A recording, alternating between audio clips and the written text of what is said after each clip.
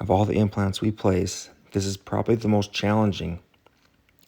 Here we are, numbing up the patient.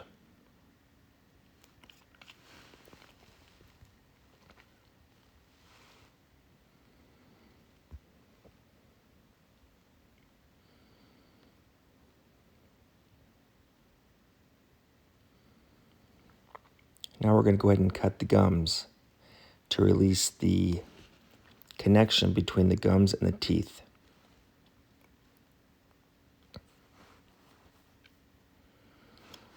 Removing the tooth is really, really important.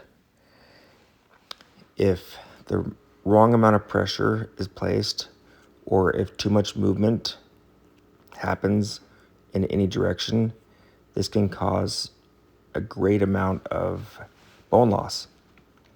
And one of the biggest things in doing anterior implants like this is to maintain the bone that's on the side. Then we always clean out the site. We have to make sure that there's nothing that's infectious at the bottom. When the patient's bleeding, that's a good sign. Now we're going to go ahead and start getting the location of our implant.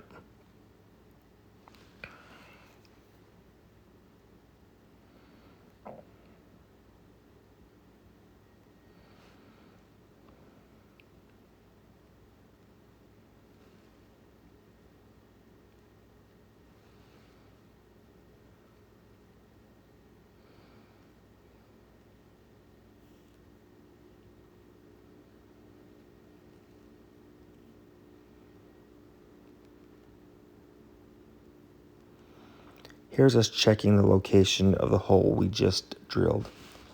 One of the biggest problems when doctors do this type of procedure is they place the implant with the wrong angulation or at the wrong depth, because you can't change that position or depth in the future. And so even if it's a well-integrated, healthy implant, but it's angulated too much to the outside or too much to the inside or too close to a tooth, this can cause problems.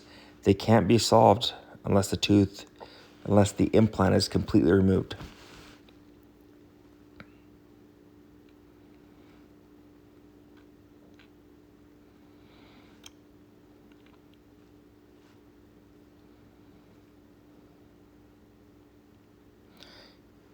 Took pictures, x-rays, just to verify the position.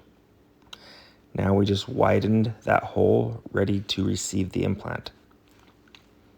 But we didn't widen it till we had confirmed that the position and the location and the angulation was perfect.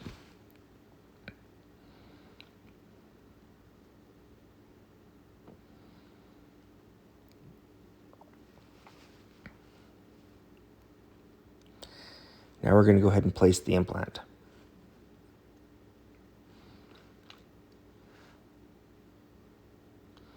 Again, I can't stress how important it is that we place the implant at the correct depth and the correct angulation to receive a temporary crown and then later on for the future crown.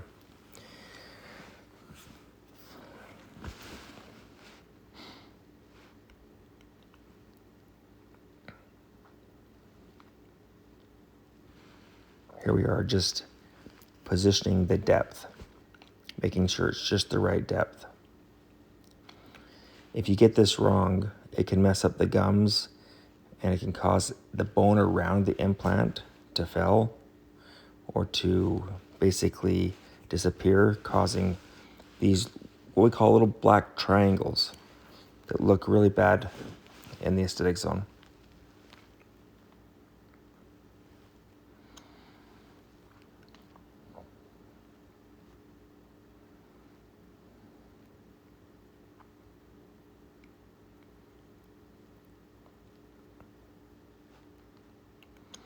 There's the plan of stone model that we had mocked up with wax before. And that's what we use to make the matrix that we're going to put on to build the temporary tooth here in a minute. There's a temporary post that we're going to customize to be the right size and the right contour to be able to put a beautiful temporary on top. Notice it has a color that's similar to the shade of the teeth. Then we're going to start to modify it so it's the right length and it's the right angulation.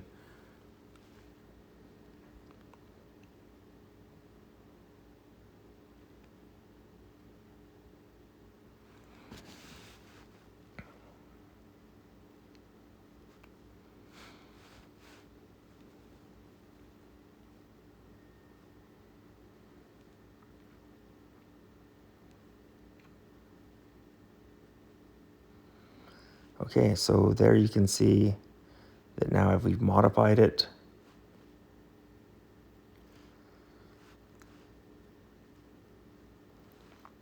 we modified it to the right height. Now we're going to modify it so it has the right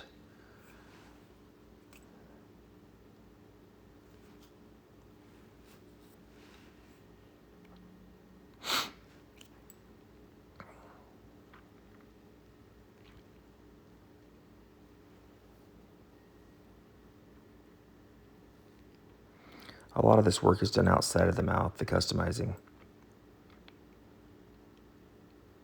So the contours are right. Now this is where we're going to use what we saw there.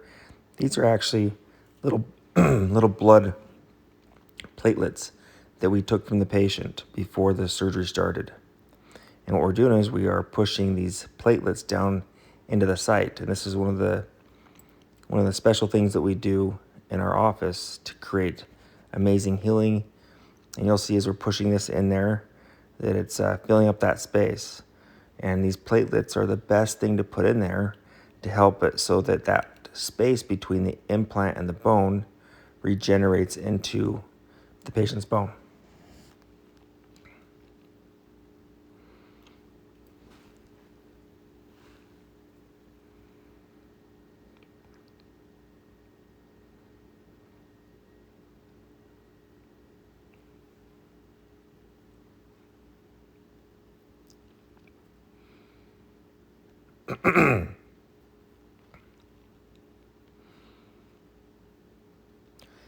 Those platelets are also called PRF, standing for platelet-rich fibrin. Now what I'm doing is I'm compressing those platelets into that site and contouring it to look just like the patient's tooth. One of the biggest mistakes doctors make is they take teeth out, they put abutments or posts in that are stalked, and they're not the same size, they're not the same angulation. The dimensions are different than from the natural tooth. And so once that heals like that, you lose what God created. So what we're doing here is we're being very meticulous to push that tissue back to where it was before we started the surgery. And we're using those platelets to hold it there. Now what we're using is some resin to hold and anchor the gums into place. And this is important again because we want to keep the same anatomy and shape of the teeth that were in there. Otherwise, we have to try to recreate that. The body already has it there, and the best time to do it is right now.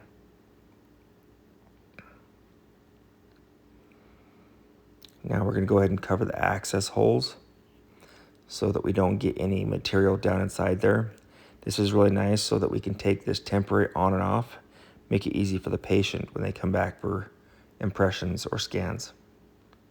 Then we want to make sure all the blood is out of the site before we put the temporary material over. Then we're going to put a little bit of material around the tooth and then also in the matrix, and we're going to put it on the site and hold it. That black line is just helping us to orient it down the midline of the patient.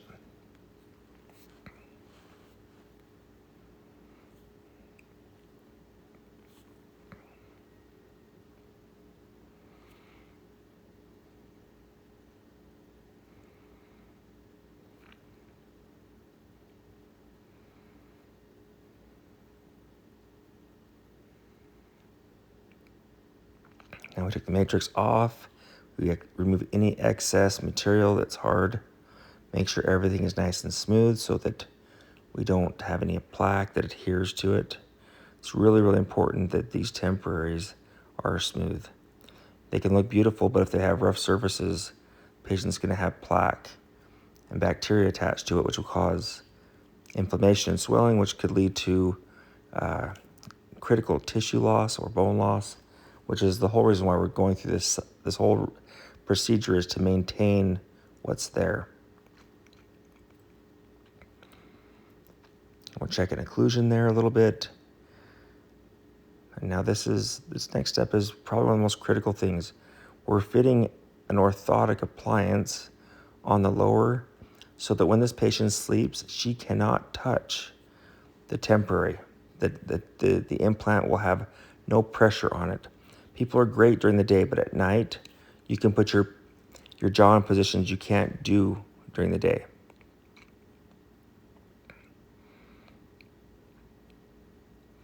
And this is so critical when you do an implant in the front, that you make sure that the tooth really can't touch the bottom teeth. The patient doesn't have to wear it during the day if they're responsible, but if they carry a lot of stress in their jaw, then I actually have my patients wear this during the day also.